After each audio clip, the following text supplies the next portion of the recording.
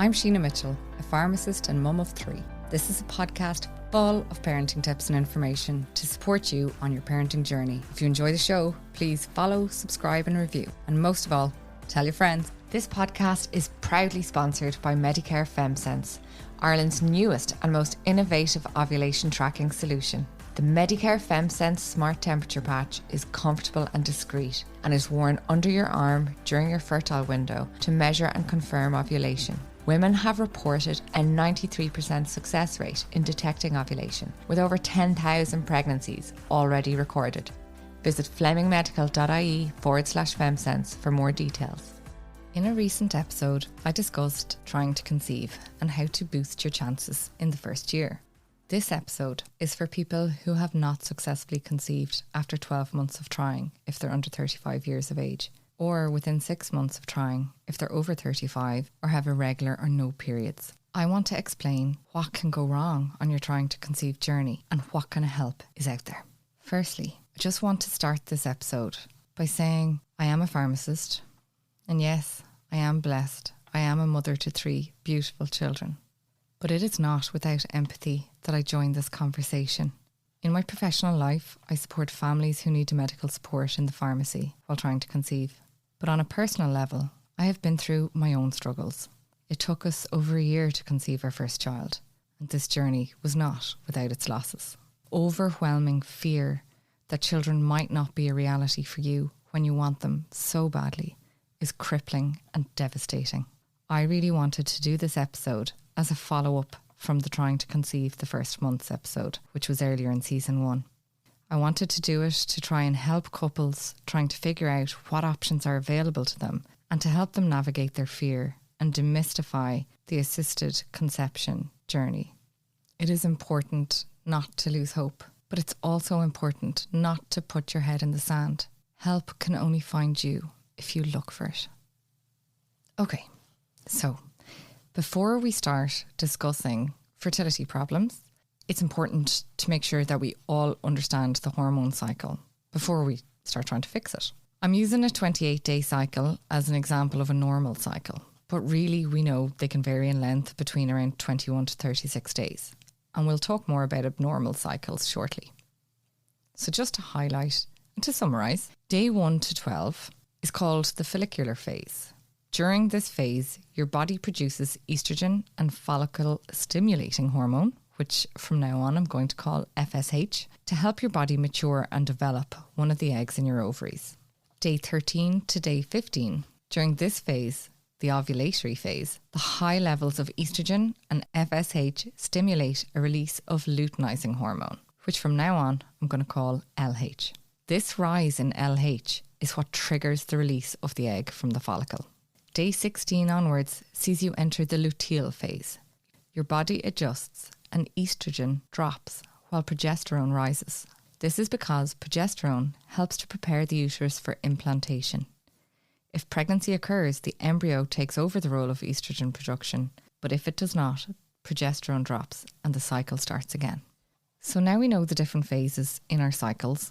We can see that there are multiple steps and many factors involved for everything to go perfectly. All of the hormone rises and falls are amazingly controlled by the hypothalamus. The hypothalamus is like your body's smart control centre. It's in your brain and it maintains hormone levels by signalling to your pituitary gland, which then releases LH and FSH, which trigger your ovaries to release estrogen or progesterone. This smart feedback system is truly incredible. It is exactly the same for men, except that the LH and FSH stimulate the testes to produce testosterone. It's important to know that your fertility therefore involves your hypothalamus, your pituitary gland, your ovaries or your testes, in addition to all of the physical parts like tubes and uterus lining. By seeking help, you are starting a journey to understand what part of your system needs support. Female infertility can be caused by many things, including ovulation disorders, issues with the tube function, or cervical or uterine problems. PCOS is responsible for 70 to 85% of ovulation disorders. This is when there are one or more cysts around the ovaries. Other causes include hypothalamic dysfunction or premature ovarian failure, which is also known as early menopause. Tubal issues can include pelvic inflammatory disease, which can cause adhesions or blockages in the tubes. Cervical and uterine issues can include polyps, tumours, or cervical stenosis. We discussed the role of the hypothalamus and pituitary, so any abnormality in the functioning of these tissues can affect hormone levels and prevent a hormone cycle from running smoothly. It is not all doom and gloom, and today the most important thing for me to say is that there is hope. Science is amazing, and even small interventions and tweaks can result in fertility being restored. Good general health and disease management is so incredibly important, so please listen to my earlier episode relating to boosting your chances of conception. It is too broad a topic for me to fully explore today, so I will just summarise some of the types of fertility assistance that now exist due to medical advancements. I want to do this for those couples out there who feel overwhelmed by all the information on the internet and who actually just don't know where to start looking. I want to explain to couples who may not know what type of medical assistance is out there. I want them to know what's available, and hopefully this will give you hope. And by understanding your cycle and how one small part of it not working properly can be enough to limit your chances of conception. It isn't always a big dramatic fix. Going for the investigations and getting checked out can result in finding out something so small was inhibiting your chances. Speaking to your doctor is the first step, and after that they may refer you to a fertility specialist. But I just want to highlight some of the different options that will be laid in front of you. Your plan with your specialist will completely depend on your unique situation. And again, it's important to remember this is a couple problem. Male issues can include poor sperm quality, a low sperm count, and many other reasons. And as we said in the last episode, 40% of infertility comes from the woman, 40% comes from the male, and 20% will remain unknown. So, what can be done? Well, there are medicines to encourage or trigger ovulation. So if you're not ovulating by yourself, there is simple medication that can be given to encourage natural ovulation, depending on your medical circumstances. There are also medicines and exogenous hormones to help encourage implantation and maintain pregnancy. So as we know from my description earlier, progesterone is really important in that role. And sometimes you may not be producing enough progesterone. That can be fixed. There are ways of completely taking control of your hormonal cycle to create the perfect environment for conception to occur. Your clinical team will decide on the best approach for you. Your conception can be assisted by IUI, which is intrauterine insemination. This is where sperm are placed directly into the uterus at ovulation. Your body can be primed to ovulate accordingly and to be receptive to implantation.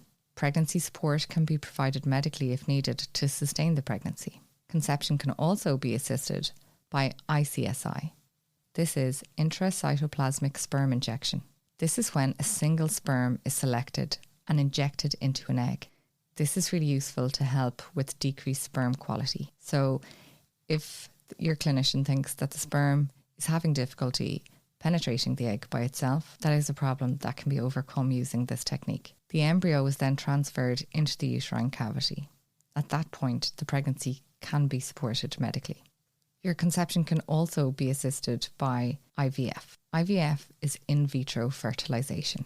So this is where egg production is medically stimulated and the eggs are then retrieved and fertilized in a lab. A healthy embryo can then be transferred back into the primed uterus, where its chances of success are supported. There are, of course, risks with any type of assisted conception, such as miscarriage, ovarian hyperstimulation, ectopic pregnancy, or infection.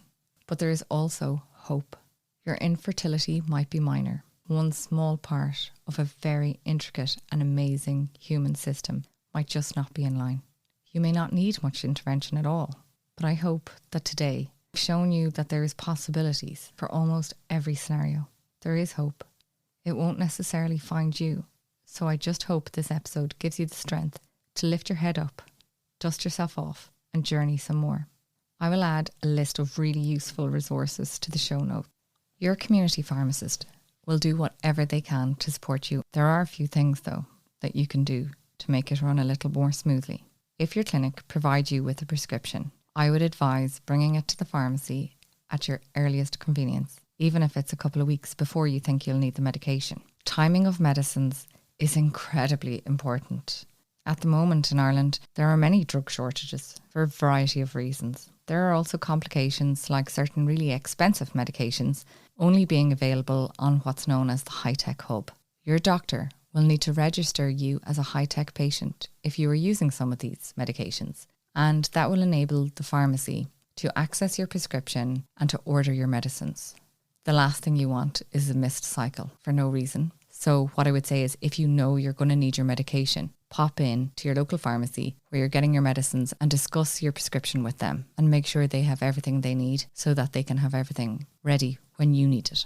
There are also some items which are not licensed or available in Ireland. That doesn't mean we can't get them. It just means that we have to order them specially in for you. These medicines generally come in from other European countries. We use special importers and we know that these medicines are safe, but it does take us a little bit longer to get our hands on them and to make sure that they're ready for when you need them. I hope to explore this topic more in the future, so please follow or subscribe to this podcast. I'd actually really appreciate if you could leave me a review. You can also get in touch through the WonderBaba Instagram page to let me know if there's any topics that you would like me to cover in the future.